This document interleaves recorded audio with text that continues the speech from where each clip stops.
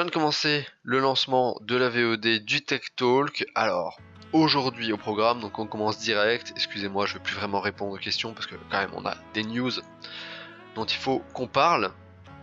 Alors, on va commencer avec des petites news sur Asus, 2-3 petits trucs sur Asus. Ensuite, on va bouger tranquillement sur une première petite carte graphique dont on a déjà parlé, je vous en dis pas trop. Ensuite, on va bouger sur tout ce qui est de la nouvelle RAM qui sort pour la compatibilité avec les nouveaux Proco Ryzen.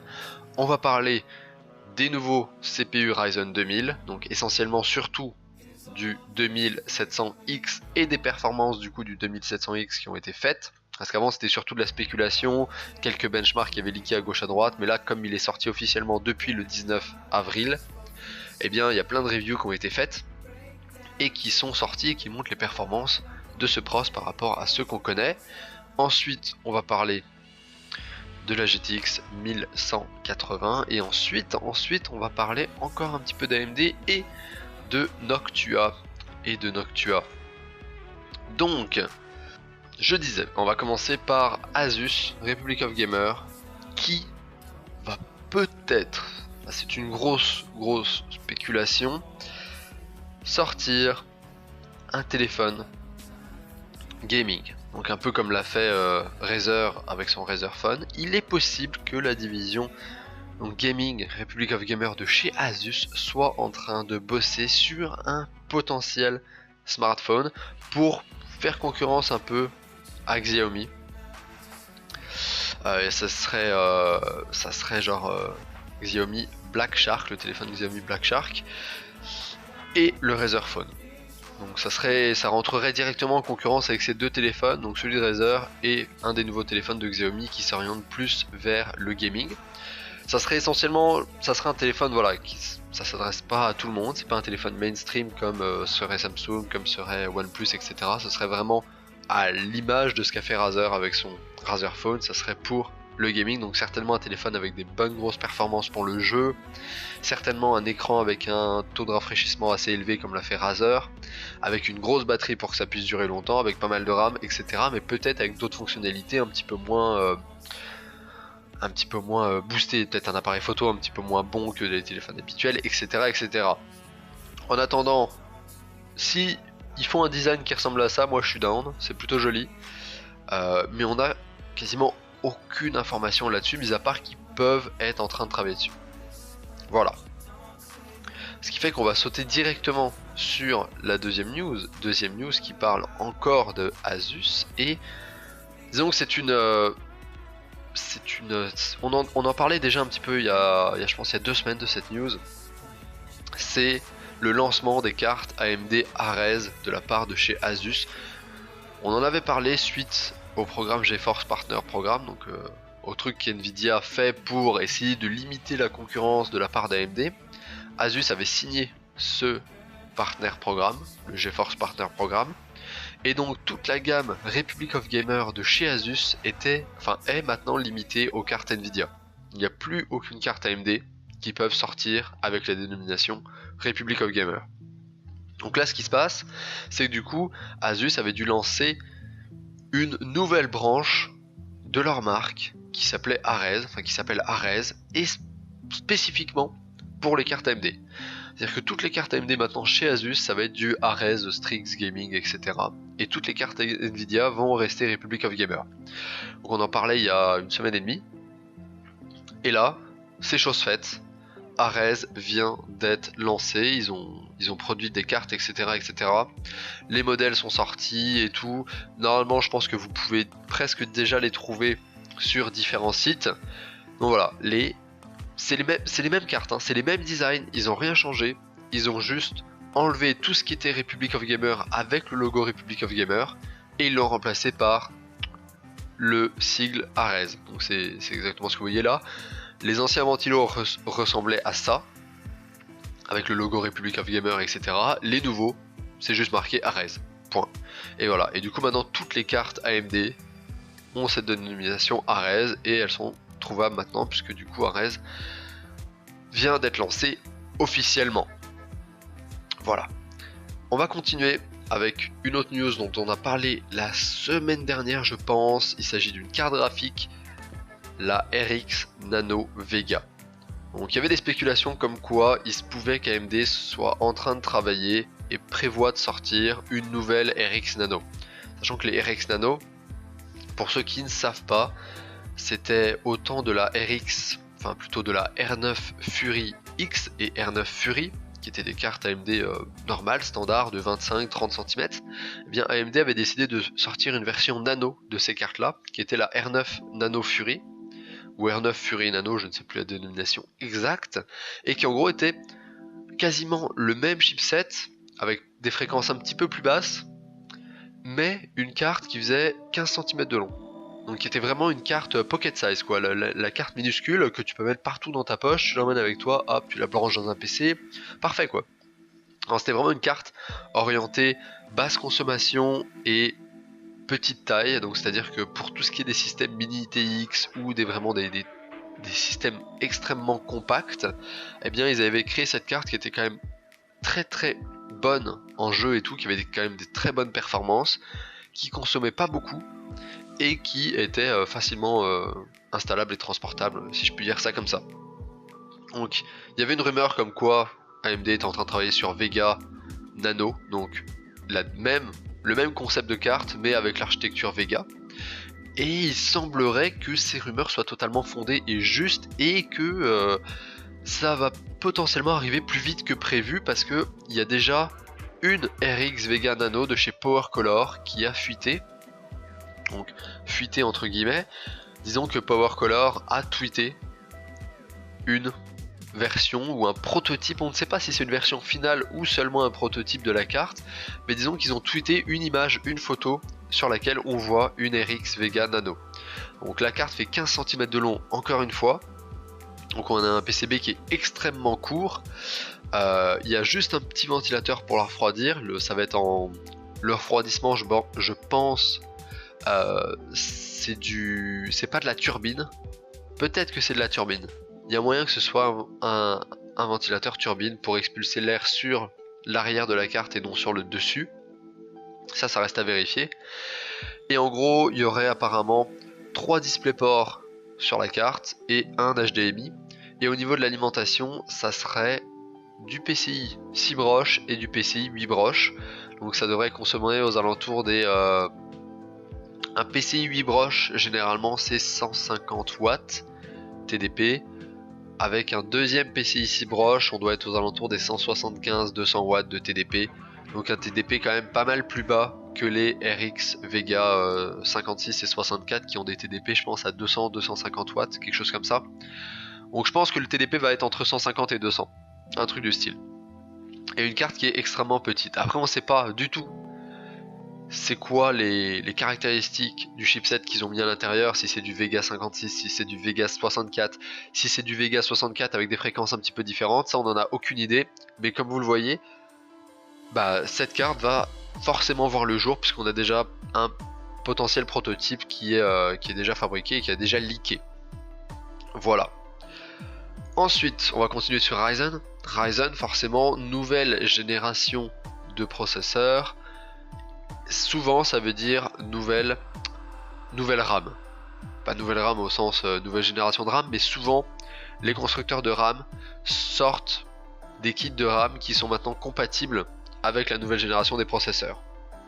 Parce que c'est tout un bordel de rendre tout compatible, c'est-à-dire que votre carte mère, votre processeur doit être compatible avec votre carte mère, et ensuite votre carte mère, c'est elle qui va supporter la RAM en collaboration avec le processeur, donc il faut que la RAM soit compatible avec la carte mère et avec le processeur. Si vous avez de la RAM qui est trop vieille, même si c'est de la DDR4, il se peut que ce soit pas compatible avec la nouvelle génération de processeurs que vous mettez dessus. Ça arrive très rarement, ça arrive très peu du côté de chez Intel.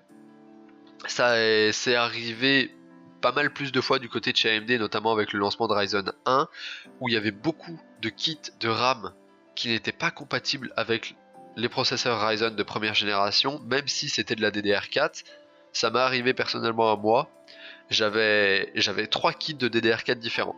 J'ai un kit de chez KFA2, un kit de chez Jail, qui était le kit qui venait avec la RAM AMD, avec le processeur AMD, et un kit de chez Corsair. Le kit de chez Jail fonctionnait, pas de problème. C'était celui qui était fourni avec le kit de presse pour AMD Ryzen 1. Donc cette RAM là fonctionnait, parce que grosso modo elle avait été faite pour AMD Ryzen, elle était sortie en même temps. Le kit de chez KFA2 que j'avais ne fonctionnait pas parce qu'il était sorti avant la sortie des processeurs Ryzen et même leur annonce. Du coup il y avait très peu de cartes mères qui avaient fait des BIOS compatibles avec ce kit KFA2 que j'avais. Et la RAM Corsair c'était la même histoire, elle était moyennement compatible, c'est-à-dire qu'elle était compatible si je me mettais à 2133 MHz, qui était la fréquence maximum pour le contrôleur du processeur Ryzen. Alors que la RAM Corsair que j'ai pouvait monter jusqu'à 3000 MHz. Sauf que à 3000 MHz, du coup, mon PC ne bootait absolument pas parce que ma carte mère n'était pas officiellement compatible avec ce kit de mémoire Corsair là. Donc c'était un petit peu un gros bordel pour Ryzen 1. Ryzen 2 essaye d'effacer un petit peu tous ces problèmes là, mais on a quand même plein de marques qui ressortent des kits pour être sûr d'avoir des bonnes compatibilités et des kits de RAM compatibles avec Ryzen 2000. Donc c'est notamment le cas de G-Skill qui sort toute une nouvelle gamme de Trident Z et Sniper X pour Ryzen 2000. Donc Sniper X c'est leur kit standard on va dire, et les Trident Z c'est leur kit avec ou sans RGB, qui sont les kits un petit peu plus haut de gamme. Donc apparemment on a des kits à 3466 MHz qui sortent, des kits à 3200 également et 3600. Donc Trident Z RGB et Sniper X, avec à chaque fois des timings un petit peu différents, et c'est tous des kits de 16 Go pour l'instant. Sauf la 3200 qui a des kits également de 32 Go en 4x8 ou 2x16, parce que ça change aussi également. Des fois vous pouvez mettre 2 barrettes, mais vous pouvez pas en mettre 4 parce que c'est pas compatible. Enfin bref, c'est un bon petit gros bordel. On va continuer, la prochaine news concerne justement ces processeurs Ryzen 2000 et plus spécifiquement... Est-ce que c'était français ça? Non, je pense pas. Hein. Plus spécialement, ou de manière plus spécifique, le Ryzen 2700. J'espère que j'ai mis la bonne scène. Je vais juste checker ça vite fait. Non, ce n'est pas la bonne scène. Ce n'est pas la bonne scène non plus. Et celle-là, c'est la bonne scène. Est-ce que c'est la bonne scène? Oui, c'est la bonne scène. Alors, donc le processeur R7 2700X. Donc sorti le 19 avril, vous pouvez précommander tout ça, etc. etc. Socket AM4, c'est compatible avec plein de trucs. 8 cœurs, 16 fils de calcul.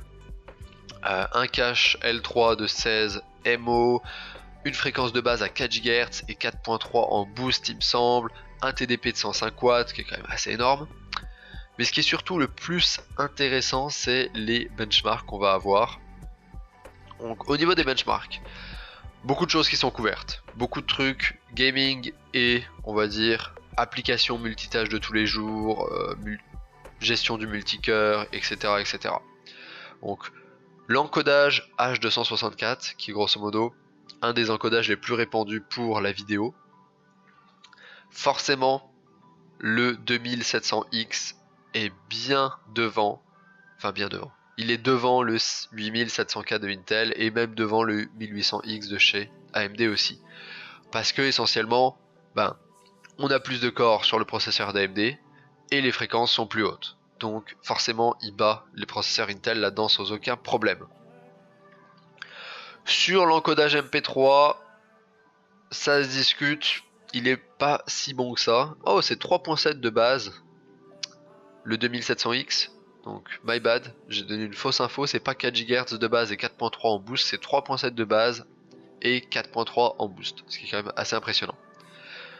Donc, en compression de fichiers, qui est aussi une autre application, on va dire, pas mal multitâche, où l'utilisation de beaucoup de cœurs est généralement payante, que ce soit en compression ou en décompression de fichiers, il est devant tout. C'est-à-dire il est devant tous les processeurs mainstream que vous pouvez trouver. C'est-à-dire il est devant Intel, il est devant les autres processeurs AMD, etc. etc. Cinebench, là ça devient un petit peu plus intéressant. Sur Cinebench, je pense qu'en single core, donc c'est le graphique qui est ici à droite, eh bien le 2700X est moins puissant que le Intel Core i7 8700K.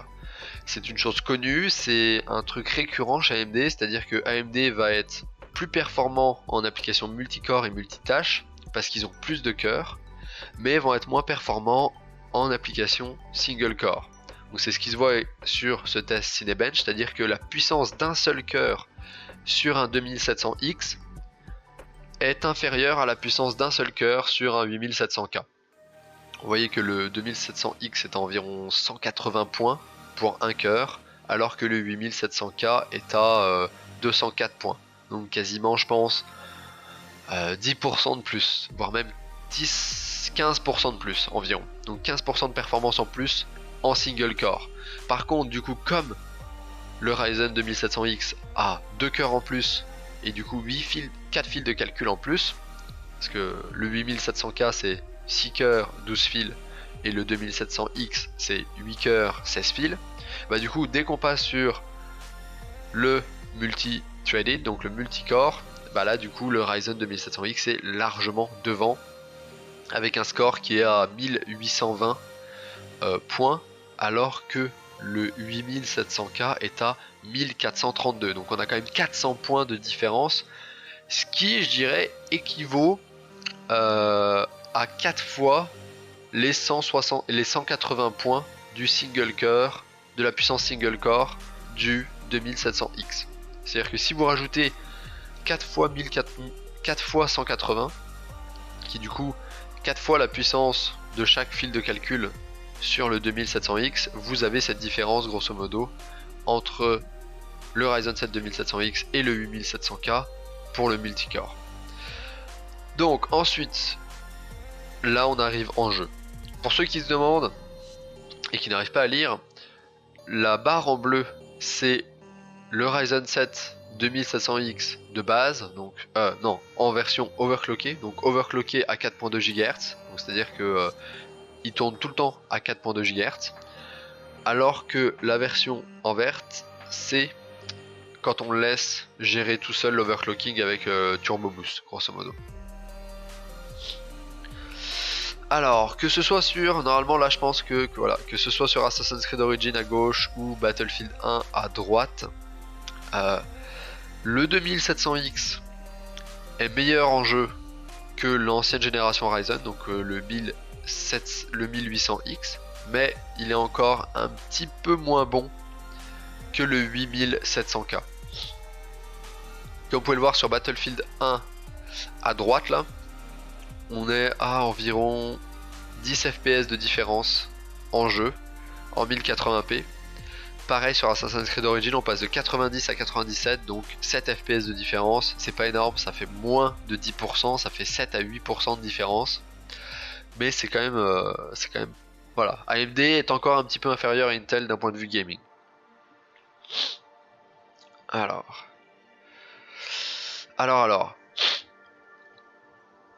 On parlait là de la 1080p. Quand on passe en 2160p, c'est-à-dire en 4K grosso modo, le 2700X arrive à genre réduire la différence de perf avec le 8700K. C'est-à-dire qu'on est à 100% en performance relative, donc si le 2700X était à 100%, enfin genre les performances du 2700X correspondent à genre à la base et bien le 8700K est environ 1,3% plus rapide. Donc seulement 1% plus rapide le processeur de chez Intel en 4K. Alors que si on est en 1080p, on a une différence de 5% entre le 2700 non, 7% excusez-moi, entre le 2700X ici et le 8700K. Donc le 2700X est encore la base à 100% et on est à 107% de performance relative par rapport au 2700X pour le 8700K. Donc en gros en 1080p, le 2700X est moins puissant que le 8700K de 7 à 8%, alors qu'en 4K il y a seulement 1% de différence. C'est-à-dire que plus la résolution augmente, plus c'est votre carte graphique qui est en PLS, et du coup moins votre processeur a d'influence sur vos performances en jeu. C'est pour ça que cette différence se rétrécit entre la 1080p et la 4K pour le 2700X et le 8700K. Parce que plus vous augmentez la résolution, plus c'est votre carte graphique qui va vous limiter et qui va vous bottleneck. Et du coup, le processeur joue un rôle moins important dans les performances in-game. Voilà. Et du coup, en 4K, là cette fois-ci, on voit que les différences de FPS sont tout à fait minimes par rapport à la 1080p entre les deux processeurs, donc entre le gros processeur de chez AMD et le gros processeur de chez Intel. Donc ça varie entre sur Battlefield 1 ça varie entre 70 fps et 71, donc clairement quoi, même pas 1% de différence. Et sur Assassin's Creed Origins on est à 48 sur le 2700X et on est à environ, que je trouve le 8700K, 49. Voilà, donc quasiment des différences extrêmement minimes en 4K. Au niveau consommation, c'est un des pros qui consomme le plus. On est dans les 200 watts en TDP, donc là il est vraiment il consomme vraiment beaucoup. Et au niveau, ce qui est intéressant, c'est les performances par prix, c'est-à-dire le ratio performance par prix par rapport aux autres processeurs. Et c'est un processeur qui a plutôt un bon ratio performance par prix, meilleur que le 8700K, parce qu'il coûte moins cher pour des performances quasiment similaires partout dans les jeux et des meilleures performances dans toutes les autres applications. C'est-à-dire que le processeur de chez AMD va être, je pense, il est à 330 €, donc il est moins cher que le 8700K. Il est meilleur partout, sauf dans les jeux où il est quasiment au même niveau, un petit peu inférieur. Donc il est clairement plus rentable d'un point de vue performance pour le prix que vous payez. Voilà. Donc là, ça conclut un petit peu notre révision de ce beau Ryzen 7, de ce nouveau processeur haut de gamme de chez Ryzen pour la nouvelle génération. J'espère que vous êtes enjoués et j'espère que certains d'entre vous considéreront ce processeur pour leur futur système, parce que c'est quand même un très très bon pros. Voilà. Parce que ouais, moi je trouve que AMD fait beaucoup de bonnes choses. Bon, en attendant, on va continuer en fait à parler un petit peu de ce petit processeur, parce que un gentil monsieur allemand du nom de Der Bauer a fait exploser le record de 5.88 GHz qui avait été fait, je pense, la semaine dernière sur le 2700X.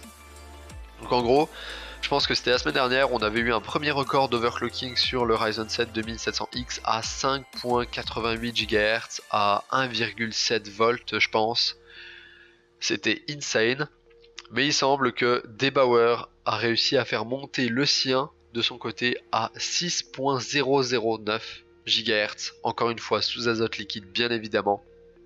Ce truc c'est un monstre, c'est hallucinant. Ce truc est hallucinant. T'imagines, plus de 6 GHz sur un processeur. My God. Donc apparemment, il y a toute une vidéo où il explique comment il a fait, etc. On va pas la regarder. C'est sur une carte mère Crosshair 7 Hero de chez Asus qu'il a réussi à faire ça. Et il a explosé apparemment le score du i7 7820X sur plusieurs benches. Je sais pas combien de voltage il a mis là-dessus, mais ça doit être pas loin des 1.8, je pense. Pas loin des 1.8, ou alors il a peut-être resté sur 1.7, mais en tout cas, faire monter un processeur à 6 GHz, c'est pas donné à tout le monde. Là, cette fois-ci, on continue à parler d'AMD, et je pense que là, vous allez être encore plus hypé. C'est que, vous le savez, la première génération de processeurs Ryzen, AMD avait sorti le Ryzen 5 1600X au début avec le Ryzen 5 1600, et ils avaient sorti au niveau de Ryzen 7, ils avaient sorti le 1700, le 1700X Et je pense que ça vous a pas échappé, mais ils avaient sorti aussi le 1800X, qui était encore plus performant que le 1700X. Puis là, cette année, deuxième génération, il n'y a pas de 2800X. Où est-ce qu'il est le 2800X? Ils se sont arrêtés à 2700X. Genre ils ont fait aucune communication sur le 2800. Alors que ça serait une chose logique. Si t'as un 1800X, t'es censé avoir un 2800X sur la nouvelle génération. T'es censé retrouver les mêmes modèles, les mêmes codes, les mêmes références. C'est-à-dire que le haut de gamme, ça serait 2800 et pas 2700. Bah, ce qui se passe les amis, c'est qu'il semblerait que AMD ait bien prévu de sortir un Ryzen 7 2800X. Effectivement, c'est dans les plans, c'est dans les... c'est prévu, c'est genre... Ils l'ont certainement déjà fait, ils l'ont certainement déjà construit, ils ont certainement déjà toutes les spécifications sur ce processeur-là. On sait d'ailleurs que ce sera un processeur 8 cœurs également avec 16 fils de calcul, hein, comme le 2700. On ne sait pas les fréquences, on ne sait pas le cache, on ne sait pas le prix, et on ne sait pas du tout la date de sortie, parce qu'en fait il semblerait qu'AMD réserve ce petit processeur pour contrer une éventuelle attaque d'Intel. Disons que AMD sort le 2700X et tout, Intel va certainement vouloir essayer de contrer la sortie de ces processeurs là avec de nouveaux processeurs, une nouvelle génération ou alors des nouveaux processeurs Coffee Lake. C'est fort possible. Et du coup, AMD s'est dit, on va garder le plus puissant de notre processeur en réserve pour du coup contrer la contre-attaque d'Intel. Mind blow, hein, mind blow. Ce qui en soi est une chose absolument tout à fait intelligente. C'est-à-dire que pour l'instant, Intel se rend compte que là, ils n'ont pas besoin de sortir le 2800X pour prendre la part du marché et égaler ce que fait Intel. C'est-à-dire que le 2700X est un excellent concurrent au 8700K, qui est actuellement le processeur le plus puissant d'Intel pour le grand public, d'un point de vue Coffee Lake, etc. Et du coup, AMD sait qu'ils n'ont pas besoin de sortir un truc plus puissant que le 2700X, parce que ce 2700X parvient parfaitement à égaler le 8700K, même à être meilleur dans certains domaines, et surtout à être moins cher. Donc ils se sont dit genre, bah parfait, on a notre pros, là c'est bon, Intel doivent réagir, parce que sinon il y a encore plein de gens qui vont acheter du AMD et faire des nouveaux systèmes avec de l'AMD Ryzen. Donc Intel va certainement réagir et peut-être sortir un nouveau pros encore plus puissant que le 8700K. C'est fort possible, on le sait, c'est dans la roadmap, c'est prévu aussi du côté de chez Intel, notamment avec un processeur 8 cœurs Coffee Lake, donc alors que le Ryzen, alors que le 8700K est en 6 cœurs.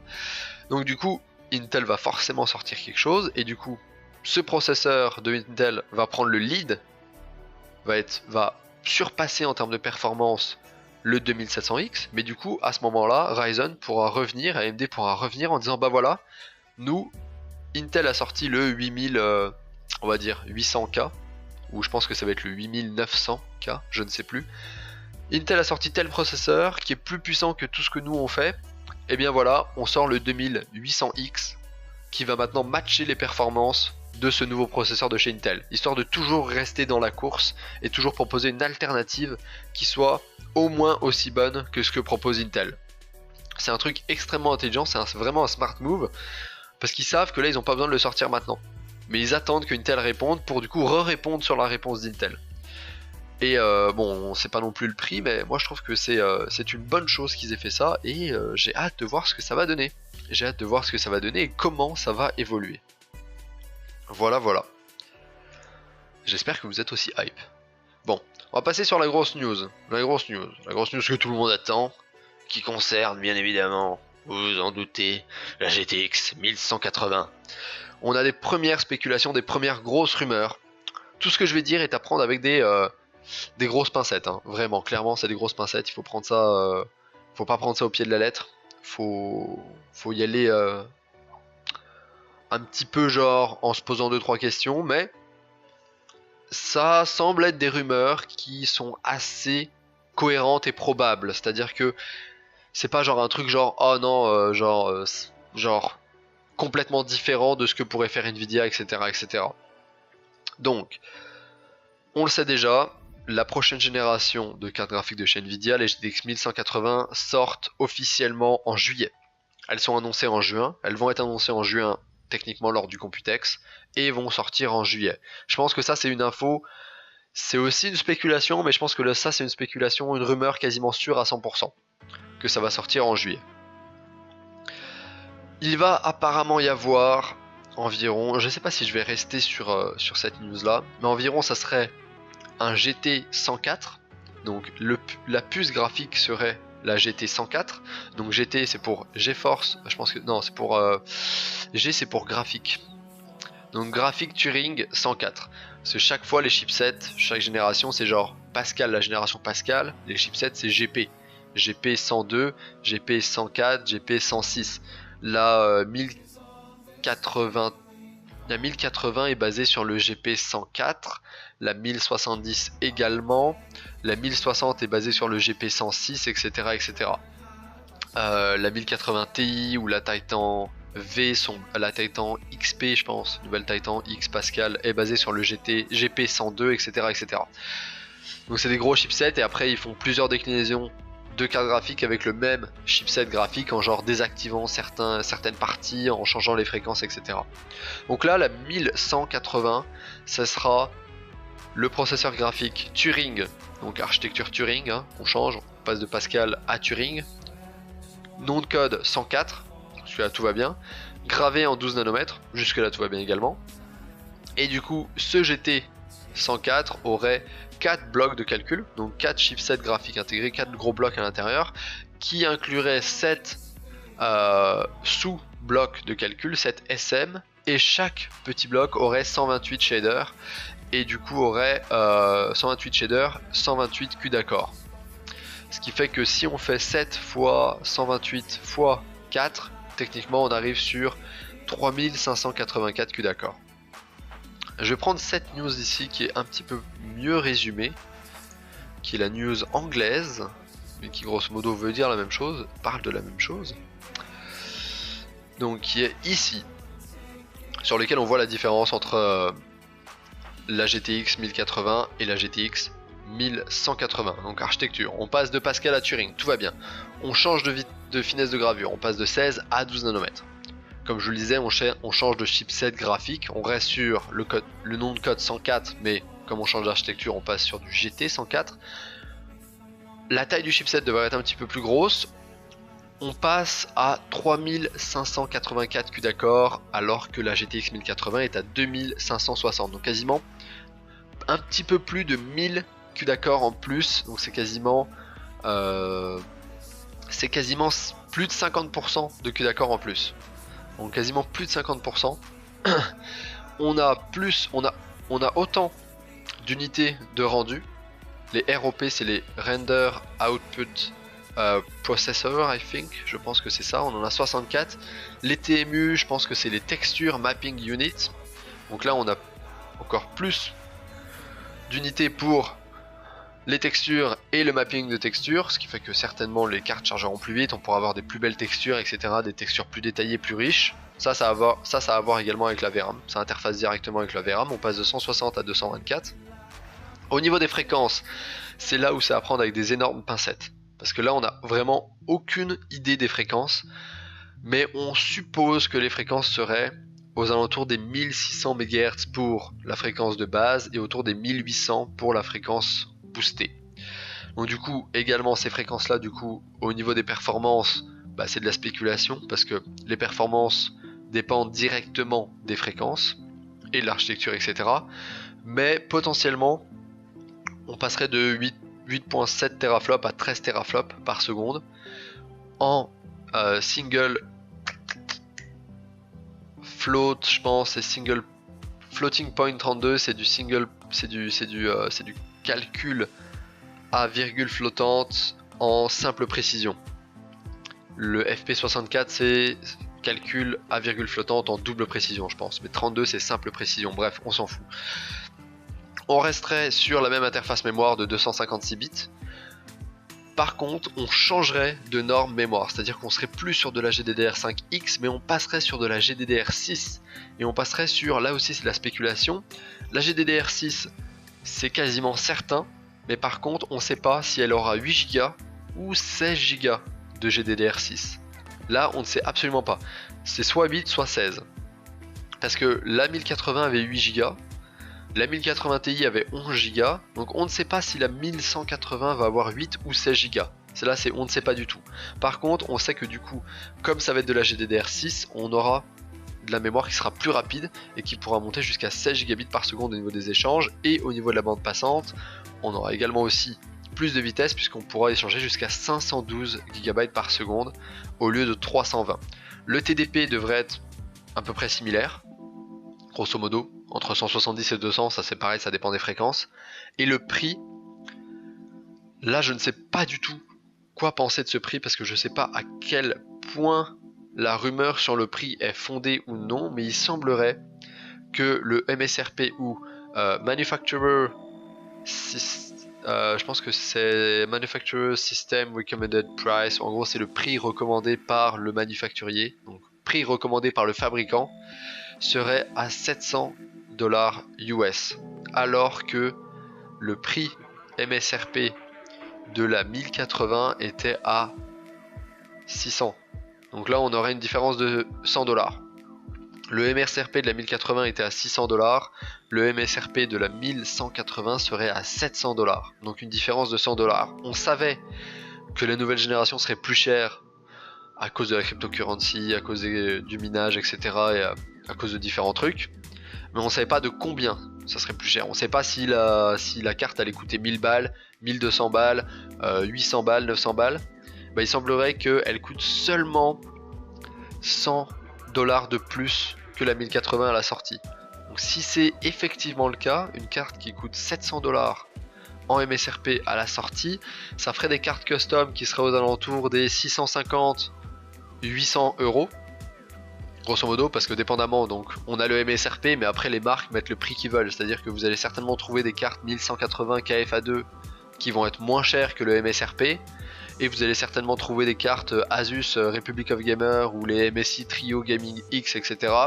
qui vont coûter plus que les MSRP parce qu'ils estiment que la carte est plus puissante que ce que propose Nvidia de base.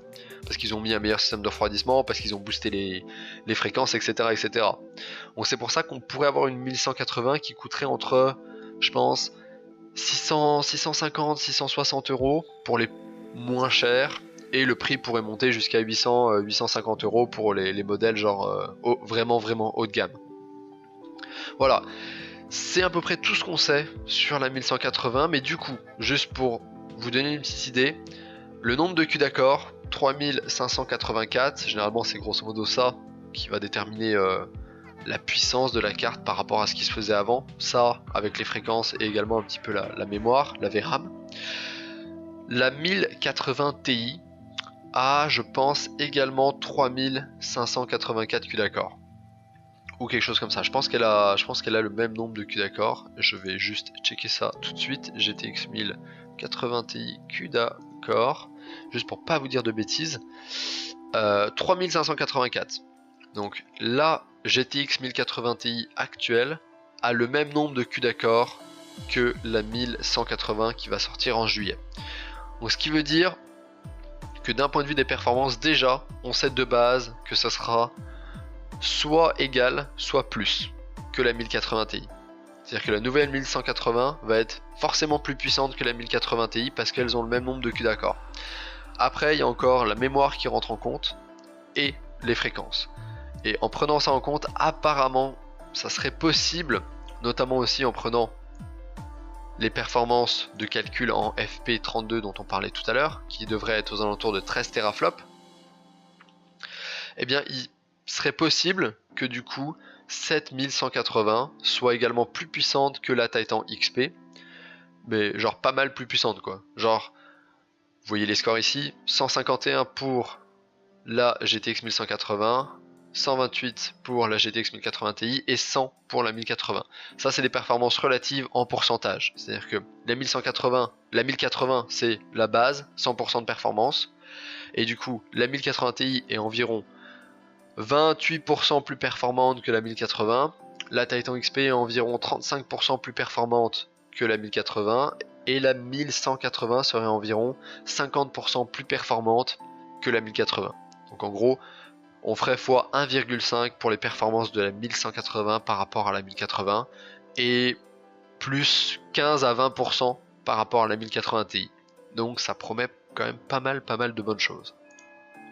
J'espère que vous êtes hypés, surtout pour le prix, parce que s'ils gardent le prix à 700$ pour une carte qui est 50% plus performante qu'une 1080, qui est plus performante de 20% par rapport à une 1080 Ti, c'est plutôt excellent pour le gaming et pour les affaires.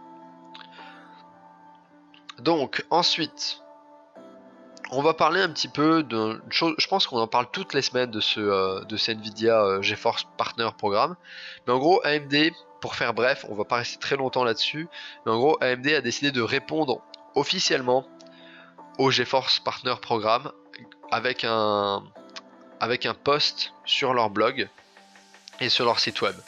Et grosso modo, ce qu'ils disent là-dedans, en fait, disons qu'ils attaquent directement ou indirectement le GeForce Partner Programme et les pratiques qu'il prône. C'est-à-dire qu'en gros, AMD est en mode genre, oui, nous ce qu'on fait, c'est qu'on essaye d'être ici pour les gamers, on essaie de faire des choses pour améliorer l'industrie du jeu vidéo et améliorer l'industrie du PC, pour donner le choix aux consommateurs, etc. C'est ça qu'on prône, et tout. Et donc du coup, en gros, ils mettent des grosses piques à Nvidia en disant, bah vous êtes anti-gaming et anti-compétitif. Voilà.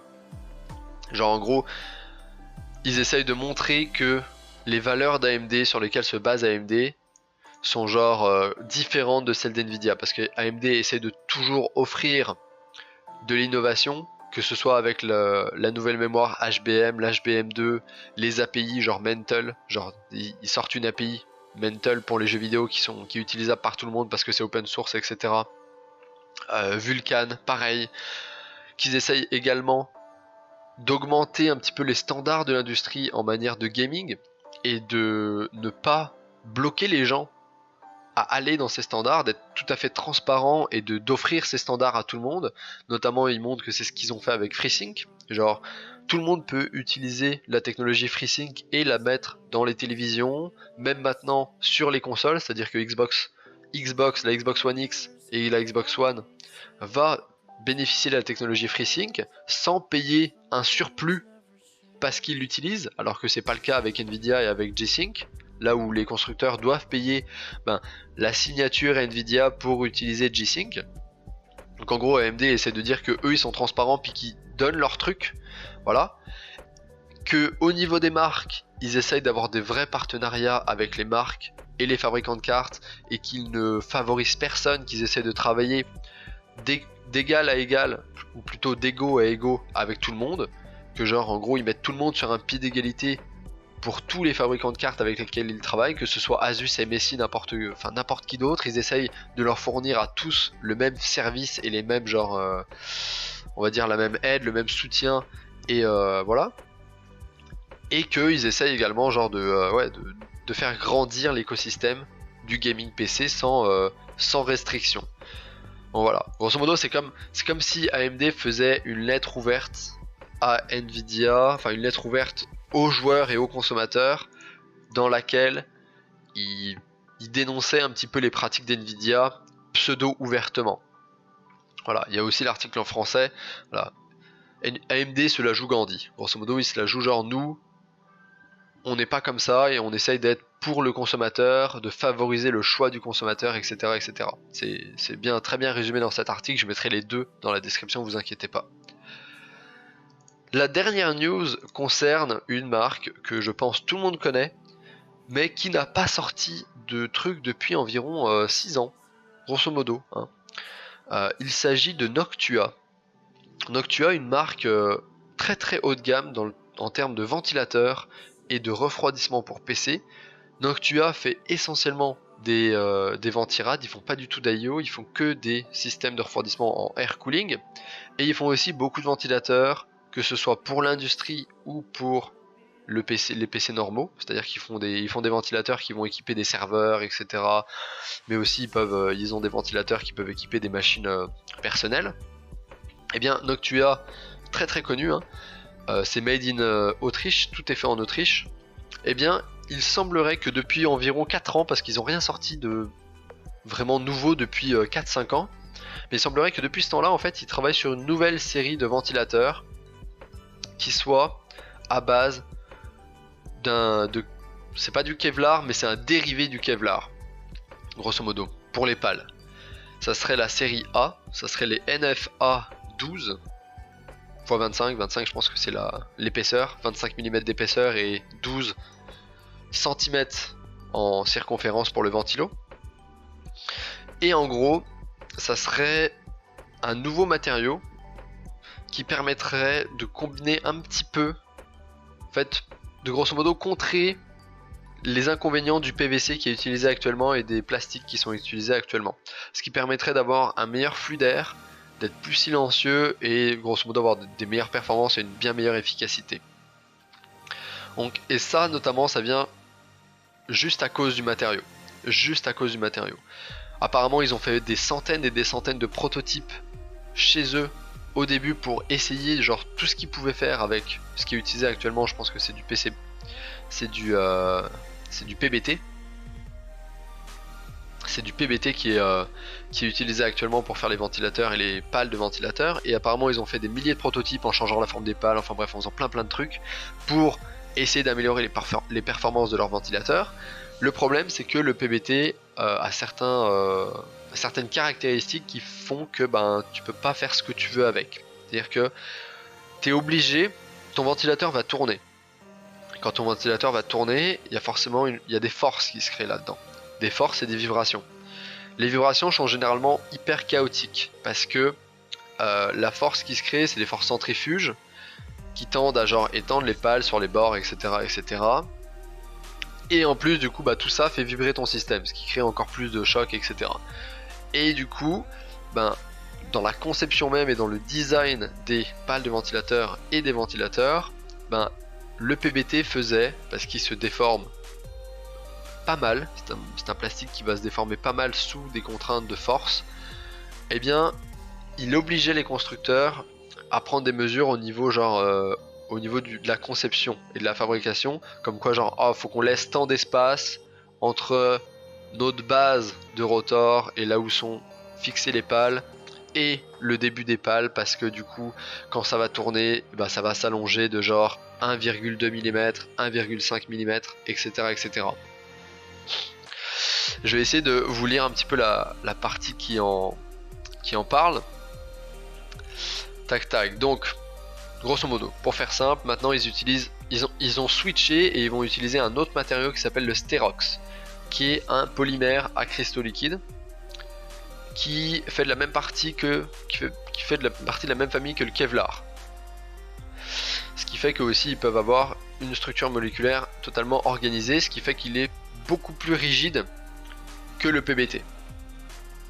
Et en gros, ce qu'ils disent, c'est que ce nouveau matériau, qui du coup est beaucoup plus rigide, aide les ventilateurs à garder leur forme après avoir tourné pendant de très longues périodes. Alors que les ventilateurs en PBT, qui a une structure moléculaire totalement chaotique et qui a une rigidité bien inférieure au Sterox. Donc rigidité, quand on parle de rigidité, c'est la capacité d'un matériau à s'étendre sous une contrainte. C'est-à-dire que si tu tires sur un truc, est-ce qu'il s'étend ou est-ce qu'il s'étend pas?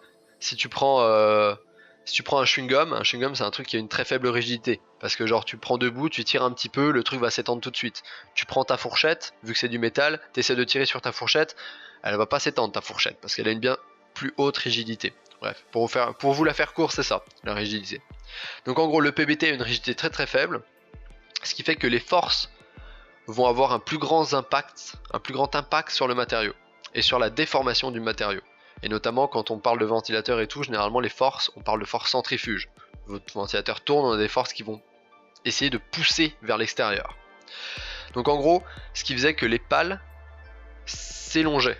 Est-ce que c'est un terme? Les pales s'allongeaient, du coup, au fur et à mesure que le temps passait. Parce que du coup, la force pousse, et du coup, les pales, elles s'allongent au fur et à mesure. Et du coup, ce qui faisait que comme la pale s'allonge, Ça c'est un truc qu'ils pouvaient un petit peu designer, genre on sait que la pale va s'allonger de temps au fur et à mesure du temps qui passe, etc. Mais du coup ils étaient obligés de designer en prenant cet allongement en considération. Et ce qui faisait qu'ils étaient obligés d'augmenter le gap entre le frame, donc le tour du ventilateur, le tour dans lequel il y a le ventilateur, et le bout des pales. C'est-à-dire que si vous regardez un ventilateur, vous allez avoir le bout des pales, vous allez avoir toutes vos pales, vous allez avoir le bout des pales, et autour vous allez avoir le frame du ventilateur, donc le corps du ventilateur, et vous avez toujours un espace entre le bout de la pale et le début du corps, vous allez avoir un espace. Et cet espace était notamment mis à cause justement de l'élongation des pales après X période de temps et de rotation. Et du coup ça obligeait les constructeurs à laisser genre 1,2 ou 1,5 mm d'espace entre la pale et le corps du ventilateur. Ce qui fait que c'est 1,2 mm sur tout le tour où il n'y a pas d'air qui passe, où le ventilateur, où il n'y a rien qui se passe. Et du coup en changeant de matériau, en prenant du stérox, ils peuvent réduire de manière significative cet espace. Ils le réduisent de 1,5 mm à 0,5 mm, donc ils le réduisent de environ ils le divisent par 3 quoi. Ils le divisent par 3, ce qui est plutôt énorme. Même ça, d'ailleurs certains ventilateurs en PBT avaient des espaces qui allaient jusqu'à 2 mm, donc passer de 2 mm à 0,5, c'est pas une petite marche, tu vois, c'est genre un énorme gap d'un point de vue design et conception. Mais du coup, ce qui fait que réduire ce gap, ça améliore drastiquement les performances du ventilateur, parce que du coup, vos pales sont plus grandes en fait. Parce que votre ventilateur fait la frame du ventilateur fait genre la même taille, ça va faire 12 cm. Mais du coup, comme vous avez besoin de moins laisser d'espace, bah vos pales sont genre 1,5 mm plus grandes. Si vous passez de 2 mm à 0,5 en espace, vous avez augmenté votre taille de pale de 1,2, 1,3, 1,4, 1,5 mm. Donc ce qui fait que toutes vos pales sont plus grandes. Ce qui fait que toutes vos pales ont une plus grande surface de contact avec l'air, une plus grande surface d'interaction. Ce qui fait que vous avez un flux d'air qui est nettement amélioré, qui va être beaucoup plus efficace parce que votre ventilateur peut genre brasser plus d'air. Et vous avez également moins de bruit parce qu'ils vont être un petit peu plus, comme c'est plus rigide, etc., ça va moins vibrer et ça va être plus silencieux.